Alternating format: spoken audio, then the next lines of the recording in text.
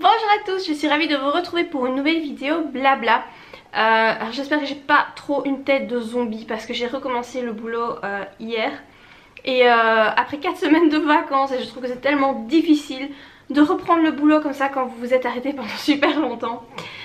Du coup les journées voilà, sont très fatigantes et donc j'espère que ça se voit pas trop sur ma tête. Et donc en fait voilà, je voulais vous parler aujourd'hui d'un commentaire que j'ai eu. Quelqu'un m'a posé une question et je me suis dit que peut-être ça pouvait vous intéresser de connaître ma réponse, parce que peut-être que vous vous retrouvez dans ce cas là aussi. En fait cette personne se demandait, lorsque on envoie son manuscrit à plusieurs maisons d'édition, il y en a certaines qui répondent après 2 mois, 3 mois, en général c'est 3 mois, mais certaines répondent après 6 mois. Imaginons que voilà, vous avez des préférences, vous envoyez votre manuscrit à 10 maisons d'édition, dont des plus grosses structures, voilà, des maisons d'édition vraiment que vous aimez beaucoup, et à des plus petites structures, voilà, que forcément auront moins votre priorité, mais vous tentez quand même le coup. Imaginez que vous recevez une réponse d'une petite maison d'édition après 2-3 mois. Est-ce que... Donc la question de cette personne c'était, est-ce que vous devez attendre les 6 mois dans l'espoir d'avoir la réponse d'une plus grosse maison d'édition, ou en tout cas une maison d'édition que vous préférez. Que faire? Que répondre à la maison d'édition qui vous a du coup donné déjà une réponse? Voilà, qu'est-ce qu'il faut faire? Mais moi j'ai envie de vous dire que déjà si quelqu'un, une petite maison d'édition, ou peut-être même une grosse, hein, j'en sais rien, mais bref, si une maison d'édition vous a dit ok pour publier votre manuscrit, vous n'allez pas lui dire oui mais bon attendez, j'ai demandé à une plus grosse maison d'édition, j'aimerais bien encore attendre 3 mois pour être sûr que eux ne veulent pas mon manuscrit. Ça le fait pas, vous pouvez pas faire ça. La petite maison d'édition, qu'est-ce qu'elle va faire? Elle va complètement vous envoyer sur les roses, et si vous n'avez pas d'autres réponses positives de maison d'édition, eh ben vous êtes foutu, voilà. Aucune maison d'édition ne publiera votre manuscrit. Donc vous pouvez pas dire ça à la maison d'édition. Le souci c'est que vous devez donner une réponse. Voilà, on vous a dit ok, on veut bien publier votre manuscrit. Vous pouvez pas laisser la maison d'édition dans le vent pendant 3 mois et revenir comme une fleur après 3 mois en disant voilà, désolé pour le délai, finalement ok, je veux bien que vous publiez mon manuscrit. Bah non, il faut répondre tout de suite. Donc à vous de voir. Si vous avez choisi cette maison d'édition là, c'est que quand même il y a un certain intérêt de votre part. Faut bien faire le tri. Moi c'est une erreur que j'ai fait pour mon premier manuscrit. Voilà, j'ai envoyé à plein de maisons d'édition sans vraiment me questionner est-ce qu'elles sont bien, est-ce qu'elles sont pas bien. Je sais pas, j'ai regardé qui publiait de la science-fiction, de la fantasy, et j'ai envoyé. Et du coup c'est vrai que j'ai eu deux réponses en fait quasiment en même temps. Et j'ai dû faire le choix entre Rainbow et l'autre maison d'édition, et j'ai choisi finalement Rainbow. Mais voilà, si vous envoyez à des petites maisons d'édition, assurez-vous quand même qu'elles vous intéressent un minimum quoi. N'allez pas envoyer votre manuscrit alors que vous savez très bien que même si on vous dit oui, vous n'allez pas vous publier là, enfin c'est un peu bête. Donc qu'est-ce que vous devez faire? C'est à vous de voir si vous voulez prendre le risque ou pas. Si quelqu'un a dit ok pour vous publier, c'est déjà quand même beaucoup de chance, parce qu'il y a beaucoup de personnes qui voudraient publier et qui n'y arrivent pas. Donc vous avez déjà de la chance, vous avez eu une réponse positive. Est-ce que vous voulez vraiment tenter le diable et vous dire je vais quand même encore attendre, et tant pis pour cette petite maison d'édition, si j'ai pas d'autres réponses, tant pis, voilà, je ne serai pas publiée. C'est à vous de voir si vous voulez tenter le diable. Pour un premier roman, je sais pas trop si ça vaut le coup. Moi je vous dis, c'est déjà bien d'être publié quelque part, voilà. Après faut pas accepter toutes les conditions, c'est pas ça que je veux dire. Mais voilà, une petite structure veut vous publier, c'est bien, ça va vous faire une première expérience. Ok, c'est pas une grosse structure comme Hugo Roman ou j'en sais rien, Hachette, peu importe. Mais c'est déjà un début, donc voilà. Est-ce que vous voulez tenter ou pas? En tout cas, il n'y a pas vraiment de réponse à donner à cette maison d'édition. Soit vous lui dites oui, soit vous lui dites non, mais vous n'allez pas lui dire j'attends d'avoir une autre réponse. Ça vous pouvez pas faire, et je pense que ça paraît un peu logique. Donc voilà, c'est vraiment vous qui devez voir si vous voulez prendre le risque de laisser passer cette chance ou pas. Alors j'avais eu également une autre question il y a quelques temps sur... Enfin ça c'était plus en privé. Quelqu'un m'avait demandé à partir de quel âge on pouvait lire mes livres. Et parce que c'est vrai que tous les livres que j'ai écrits jusqu'à présent sont des livres érotiques avec des scènes détaillées. Moi je vous dirais que à partir de 16 ans, je pense que ça va, vous pouvez les lire. Je sais que maintenant, voilà, les jeunes sont de plus en plus, je vais pas dire libérés, mais au courant, on va dire, de certaines choses. Moi je vous avoue qu'il y a 20 ans, c'était pas comme ça. Hein. Moi il y a 20 ans, quand j'avais 12 ans, j'étais pas... je ne connaissais pas tout ce que maintenant certaines filles de 12 ans connaissent. Hein. Mais bon, voilà, je pense qu'à partir de 16 ans, ça peut le faire. Je n'écris pas de dark romance, donc c'est pas non plus des trucs avec de la soumission, ni du BDSM, ni des trucs hyper hard, durs à lire. C'est pas du tout ce que j'écris, enfin voilà, mes histoires sont pas du tout comme ça. Donc je pense qu'à partir de 16 ans, ça peut le faire. Après... je crois surtout que ça va dépendre de la maturité de la personne. Voilà, il y a des jeunes filles qui sont super matures à 14 ans, qui connaissent déjà énormément de choses du point de vue de sexualité. Peut-être qu'elles sauront que ça les choquera pas de lire un de mes romans. Moi je sais qu'à 14 ans, si j'avais lu un de mes romans, j'aurais été choquée quoi, parce qu'à l'époque c'était pas comme maintenant quoi. Il y a 20 ans c'était pas du tout comme maintenant. Donc je pense que ça va dépendre de la maturité. Moi je dirais 16 ans pour être sûre.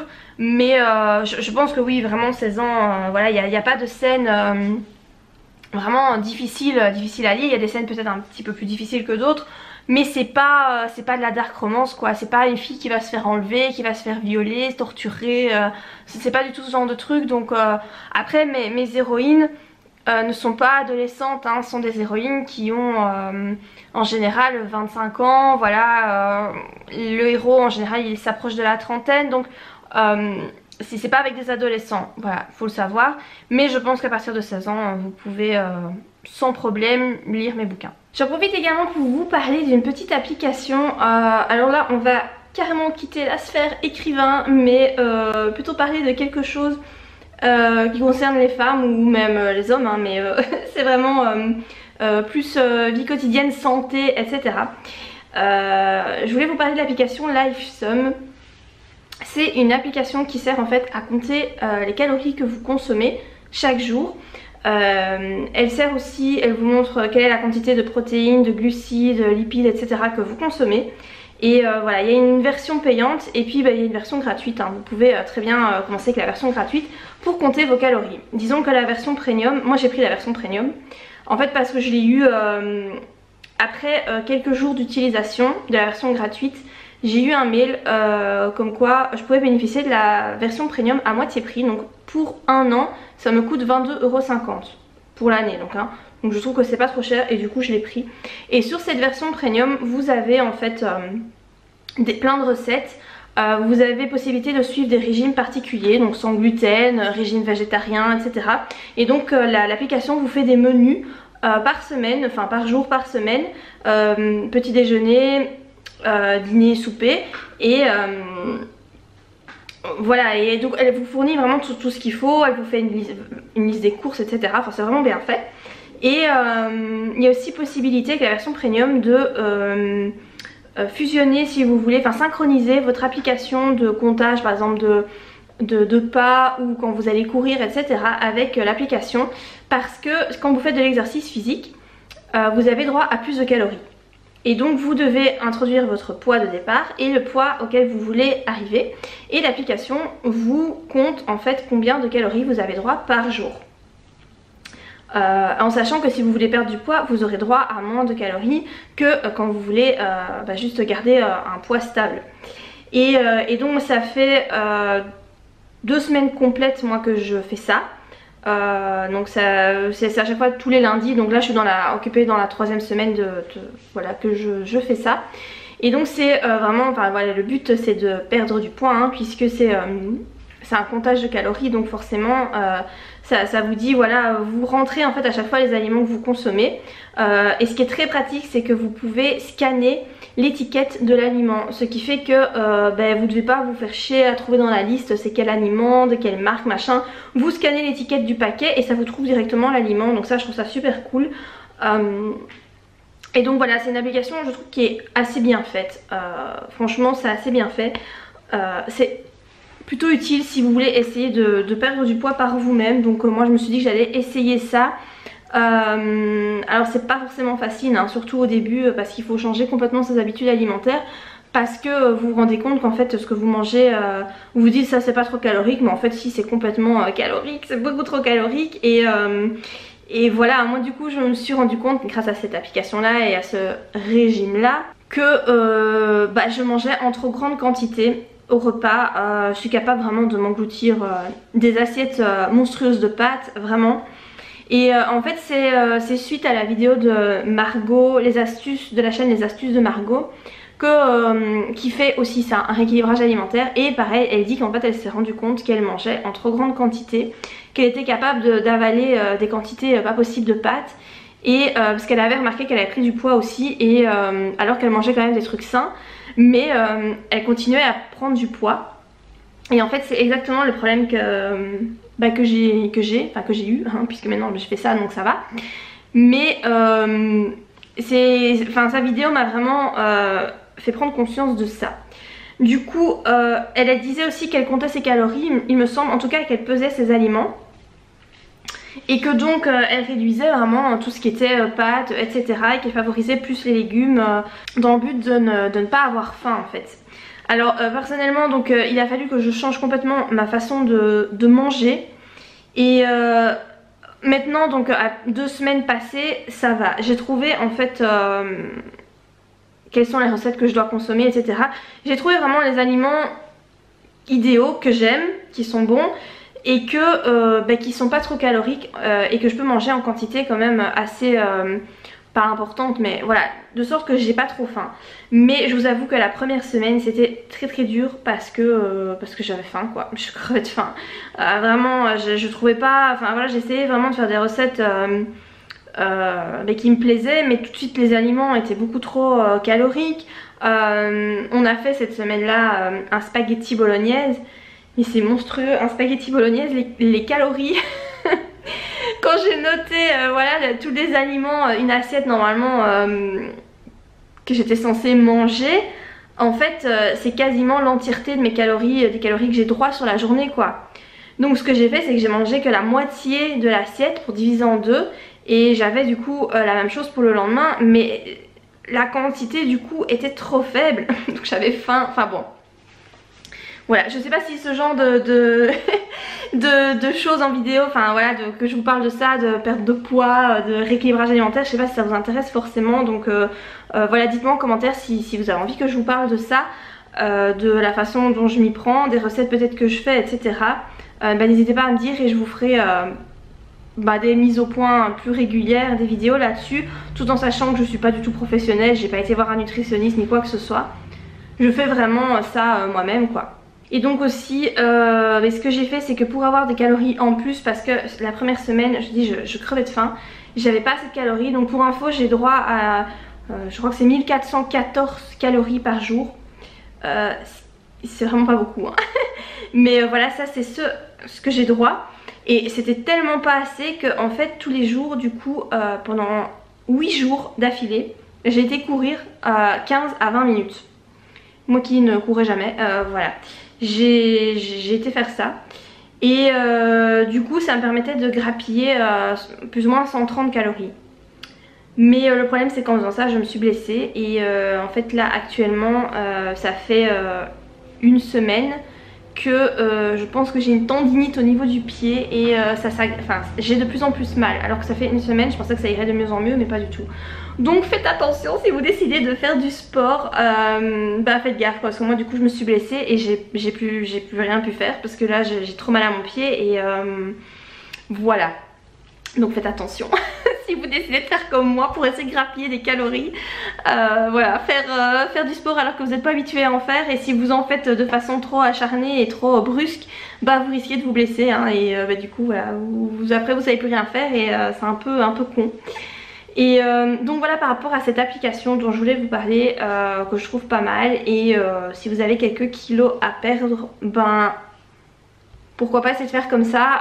Le but, ce qui est bien là-dedans, c'est que c'est pas vraiment un régime, parce que vous pouvez continuer à manger ce que vous voulez en fait. Le tout c'est de compter les calories, donc si vous avez envie de manger, je sais pas moi, un paquet de biscuits, enfin un paquet de biscuits genre je sais pas 2 cookies, un truc comme ça, ben vous le notez dans l'application et vous devez du coup prévoir des repas en fonction des calories qui vous restera. Moi par exemple ce matin, pour vous donner un ordre d'idée, j'ai mangé un pain au chocolat au boulot et ben voilà, je l'ai déduit de mes calories, donc je sais que pour le repas du soir je vais devoir manger un truc moins calorique pour rester dans mes calories. Donc voilà, n'hésitez pas à me dire en commentaire si ça vous intéresse que je vous parle de ça et que je vous donne des astuces, etc. Hey, salut, je vous retrouve pour la seconde partie de cette vidéo blabla. Et je vais commencer par un haut livre. Alors c'est le genre de truc que je fais jamais puisque j'achète très peu de livres. Et là en fait j'ai trouvé tout plein de livres sur Vinted. Donc j'en ai eu pour 11 € pour tous les livres que je vais vous montrer. Je ne sais même pas combien il y en a, mais il y en a quand même pas mal. Ce sont tous des livres sur le développement personnel. Et donc j'ai payé ça 11 €, donc plus les frais de port j'en ai eu plus ou moins à 15 €. La vendeuse à qui j'ai acheté tout ça était vraiment super sympa, elle m'a même mis un petit cadeau dans le colis et tout. Franchement Vinted c'est vraiment une mine d'or quand vous avez pas un gros budget, vous n'avez pas envie de dépenser beaucoup d'argent dans des vêtements ou des livres. Il y a moyen de trouver vraiment de très chouettes trucs. Alors parfois on tombe sur des mauvaises surprises hein. Moi j'ai eu 2 fois le coup en commandant des vêtements sur Vinted. J'ai fait énormément de commandes, vraiment j'ai fait beaucoup de commandes.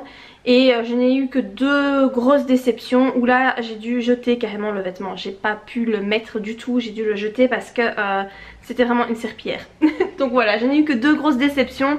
Et en général moi je paye pas des vêtements hyper chers quoi. J'achète pas des trucs à gros budget. Et donc ici je vais vous montrer les livres que je me suis procuré du coup à cette vendeuse. Alors il y a tout d'abord celui-ci. Donc c'est un livre qui s'appelle Ho'oponopono.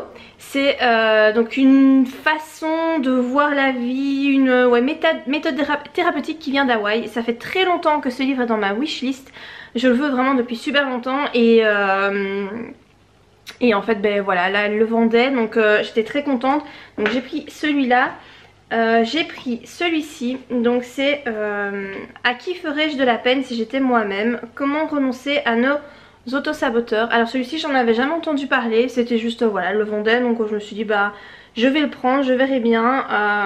Voilà, c'est vraiment un truc psychologique, axé développement personnel, c'est de Jacques Salomé. Il me semble que j'ai déjà entendu parler de ce type là mais là c'est un peu flou, je sais pas très bien, je verrai bien voilà en commençant à lire.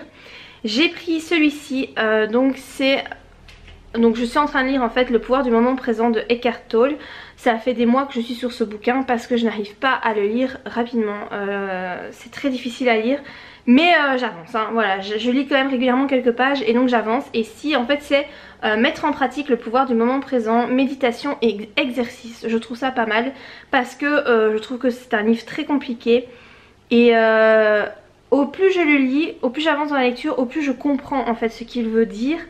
Ça reste quand même compliqué, donc ici c'est bien parce que ce sont des exercices de méditation. Donc je trouve ça voilà, intéressant, donc je le lirai, on verra bien. J'ai pris celui-là aussi de Eckhart Tolle, donc qui est L'art du calme intérieur. Un livre de sagesse qui nous ramène à l'essentiel. Voilà, à voir quoi, hein. Ça reste du même auteur. À mon avis c'est aussi pour se sentir mieux, etc. Enfin voilà, développement personnel quoi. Et j'ai pris celui-ci, donc ça c'est, j'avais jamais entendu parler non plus. Technique de visualisation créatrice, la puissance de la pensée. Donc c'est de Shakti Gawain. Jamais entendu parler. Tout ce qui est visualisation, moi ça me parle assez bien parce que je suis très douée en visualisation. Je n'ai vraiment aucun mal à visualiser les choses et j'ai toujours eu cette capacité, voilà, j'ai vraiment une facilité par rapport à ça. Donc du coup ici je me dis que c'est pas mal, on verra bien ce que ça raconte, voilà, à voir.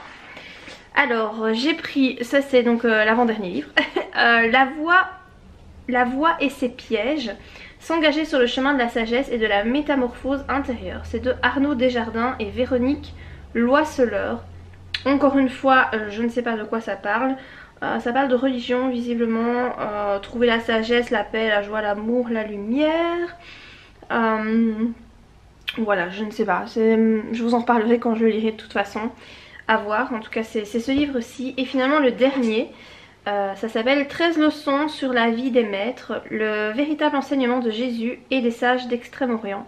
C'est de Bert T. Spalding. Encore une fois, c'est un livre dont je n'ai jamais entendu parler. Donc voilà, à voir, moi j'adore tout ce qui concerne les religions. D'ailleurs j'ai pensé à un certain moment de ma vie à faire des études en théologie. Vraiment j'hésitais beaucoup, j'y ai pensé hein, vraiment sérieusement à un moment donné parce que j'adore les religions. Je trouve ça hyper fascinant et même si je ne suis pas catholique, voilà, j'ai ma propre religion à moi, on va dire, qui ne correspond à aucune religion qui existe, on va dire ça comme ça. Mais j'adore vraiment, je suis très, voilà, très intéressée par tout ce qui est religion et donc voilà, à voir ce que ça raconte. Donc pour voilà, tous ces bouquins, j'en ai eu pour 11 €, donc je trouve que c'est clairement pas du vol. Il y en a 1, 2, 3, 4, 5, 6, il y en a 7, donc voilà, autant vous dire que c'est plutôt une bonne affaire. Alors je voulais aussi vous parler de ma dernière lecture. J'ai lu en fait un livre de Agnès Leydig. Donc j'avais déjà lu un livre à elle il y a quelques temps et j'avais vraiment adoré, c'était vraiment un coup de cœur. J'adorais son style, etc. J'avais vraiment été très touchée par cette lecture. Je ne sais plus comment ça s'appelait, je vous laisserai la couverture ici parce que je me souviens vraiment plus du nom du bouquin. Et là en fait j'ai lu Marie d'en haut. Je me demande si c'est pas son premier bouquin d'ailleurs, enfin je ne sais pas trop, mais enfin voilà, j'ai lu celui-là. Et en fait je suis très déçue de cette lecture, franchement je m'attendais pas trop à ça et je suis un peu triste en fait de ne pas avoir aimé. C'est pas que l'histoire est pas bien, c'est très bien écrit, le style d'Agnès Leydig est vraiment super sympa je trouve. Elle joue en fait avec les mots d'une façon vraiment super sympa, enfin voilà, je suis vraiment fan de sa façon de jouer avec les mots, je trouve ça très cool et j'aimerais vraiment bien réussir à faire comme elle, vraiment, parce que je trouve que son style est super cool. Par contre l'histoire en fait je trouve qu'elle manquait d'intérêt. J'ai pas compris où elle voulait en venir en fait. Je trouve que si vous voulez l'histoire c'est comme si elle racontait la biographie de quelqu'un et il n'y a pas vraiment... Il n'y a pas d'intrigue, il n'y a pas de suspense, il n'y a pas... il n'y a rien en fait. C'est juste la vie de quelqu'un. Et on découvre la vie de quelqu'un jusqu'à sa mort. Et voilà, c'est tout. Il y a beaucoup d'émotions quand même dans ses écrits, voilà. Parce que c'est vrai qu'elle joue beaucoup avec ça. Elle est très très douée pour jouer avec les émotions. Ça c'est vrai que faut lui reconnaître ça. Mais par contre je trouve que l'histoire, je sais pas, ça manquait de quelque chose en fait. Moi, franchement... Arrivée au 90% de ma lecture, je me suis dit mais elle veut en venir où avec son histoire? Je comprenais pas. Et en fait finalement je me suis rendu compte qu'en fait elle voulait aller nulle part avec son histoire. C'est juste, elle raconte la vie de deux personnes. Avec peut-être quelques belles leçons de vie, etc. Des messages d'espoir et compagnie. Mais c'est tout quoi. Donc je suis restée vraiment... beaucoup sur ma faim parce que je m'attendais pas du tout à ce genre d'histoire. J'ai remarqué aussi qu'il y a un thème qui visiblement lui est assez cher, c'est la mort d'un enfant. C'est déjà la deuxième fois, enfin c'est le deuxième livre à elle que je lis et elle aborde ce thème là encore ici, donc ça fait voilà, 2 fois en 2 romans. Voilà, je suis pas particulièrement fan non plus de ce thème là parce que voilà, ça me fait mal au cœur, évidemment je suis une maman donc c'est vrai que ce genre de thème c'est pas trop mon truc. Donc voilà, après quand je dis ça reste très bien écrit, mais c'est juste que je trouve que l'histoire ne mène nulle part quoi. Voilà, il n'y a pas vraiment d'intrigue ni quoi que ce soit, donc je trouve ça assez particulier. Voilà, je comprends pas très bien le but de ce roman. Voilà. Je vais continuer à lire des livres à elle hein, parce que j'avais vraiment bien aimé le premier et je vous dis son style d'écriture vraiment je trouve qu'il est excellent. Moi c'est vraiment le style d'écriture qui me transporte, je rentre en fait très très bien dans l'histoire grâce à ce style d'écriture. Je ressens de l'empathie pour les personnages, etc. Moi c'est un style d'écriture qui fonctionne très très bien avec moi. Et c'est vrai que la façon dont elle joue avec les mots, je suis très admirative de ça et j'aimerais vraiment réussir à faire la même chose. Enfin, pas exactement la même chose évidemment, mais dans le même style en tout cas. Et du coup j'aimerais bien oui, m'inspirer de elle, voilà, de ce qu'elle fait.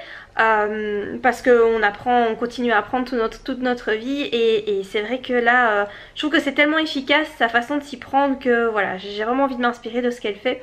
Donc je vais encore lire des livres à elle, ça c'est sûr. Là je suis en train de lire, enfin j'ai commencé, j'ai lu 2 pages hein, donc c'est vraiment le tout début, un livre de Armel Job. En fait c'est un écrivain belge et je crois que son histoire se situe en Belgique et c'est pour ça que j'avais envie de lire ce roman là. Je pense qu'il est sorti l'année passée. Ça s'appelle, je pense que ça s'appelle Une drôle de fille. Je suis même plus sûre du titre, je vous mettrai la couverture de toute façon. J'ai jamais lu de livre de cet auteur. Il écrit pas le genre de bouquin que je lis habituellement. Donc voilà, c'est encore une nouveauté pour moi, mais voilà, j'ai vraiment envie de lire des trucs un peu différents, donc on verra bien et voir son style parce que c'est un écrivain qui est très très connu aussi. Donc voilà, j'aimerais bien découvrir un livre de cet auteur, le fait qu'il soit belge et tout, je trouve ça sympa. Et en plus si l'histoire se situe en Belgique comme je le crois, je trouve ça encore plus sympa. Donc voilà par rapport à ma dernière lecture. Alors par rapport à... donc je vous parlais dans le début de la vidéo blabla de un rééquilibrage alimentaire, je vous parlais de l'application LifeSum. Et en fait j'ai du coup acheté un truc pour m'aider dans cette, cette perte de poids hyper pénible. J'ai acheté en fait cette montre là. Donc c'est une montre que j'ai trouvée sur AliExpress, c'est une montre, c'est un, comment ça s'appelle, un podomètre, je crois que ça s'appelle comme ça. Donc c'est pour en fait comptabiliser les pas que vous faites sur une journée. Parce que ces pas là, ça équivaut à des calories et donc c'est des calories que vous pouvez rajouter sur votre journée. Parce que mine de rien, c'est quand même du sport, le fait de marcher. Et donc franchement c'est plutôt pas mal je trouve pour mesurer eh bien, le nombre de pas que vous faites par jour. Alors je la teste depuis jeudi ou vendredi, je ne sais plus. Donc ça fait 3-4 jours que je la teste. Ça fonctionne bien, vraiment ça fonctionne plutôt pas mal. Après ce que j'ai fait c'est que j'ai laissé décharger au maximum et à partir du moment où elle s'est complètement déchargée, en fait j'ai perdu toutes mes données. Voilà, toute l'historique etc, tout s'est effacé, je sais pas comment ça se fait. En fait vous avez un programme à télécharger sur votre smartphone et ça synchronise en fait via Bluetooth. Voilà, toutes les données que la montre enregistre sont envoyées sur votre smartphone, donc je trouve ça très très bien. Ça vous met donc le nombre de pas, le nombre de calories dépensées, le temps de marche en tout et le nombre de kilomètres. Donc je trouve ça hyper cool. Moi ce que je fais c'est que j'encode dans le programme LifeSum que je fais de la marche lente et j'encode le temps de marche en fait. Et du coup ça me calcule des calories. Et je pensais en fait que je n'arrivais pas du tout à faire 10 000 pas par jour, que j'en étais très loin. Et il se trouve que c'est pas du tout le cas. En fait j'y suis... Ouais non, j'ai commencé vendredi. Donc vendredi j'étais au boulot. J'ai fait je crois 9100 pas. Et encore j'ai dû en faire plus parce que je l'ai enlevé vers 19 h.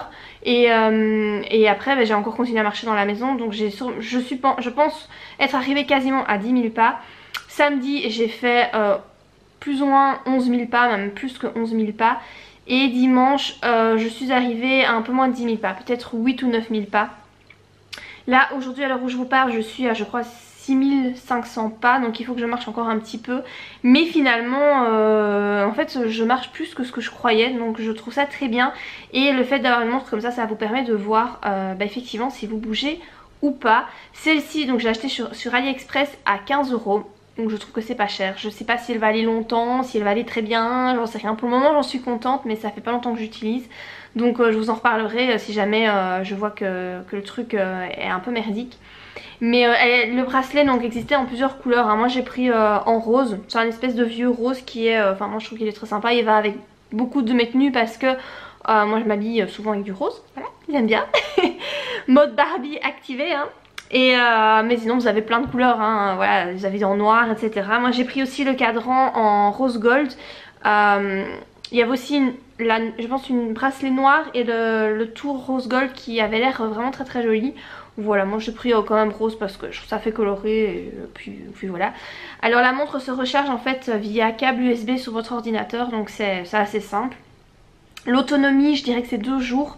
Pas plus, moi j'ai essayé d'aller jusqu'à 3 jours et en fait comme je vous dis elle s'est éteinte et toutes mes données se sont effacées, tout l'historique et tout, donc c'est un peu un peu blasant je trouve, mais voilà. Donc c'est un moyen je trouve plutôt pas mal pour mesurer ce qu'on... Voilà, les pas qu'on fait, parce que moi j'utilisais simplement mon smartphone avec l'application du Samsung, mais le truc c'est que bah, je me balade pas avec mon smartphone tout le temps en main, ni dans ma poche, ni rien, donc ça calculait pas exactement le nombre de pas que je faisais, donc je trouvais ça un peu pelant, et donc voilà, avec ça je trouve que c'est plutôt pas mal. Donc voilà, je pense que je vais arrêter la vidéo blabla ici. J'espère qu'elle vous aura plu. N'hésitez pas à interagir en commentaire. Si vous avez aimé la vidéo, n'oubliez pas de la liker. Et moi je vous dis à très bientôt pour de prochaines vidéos. Bye!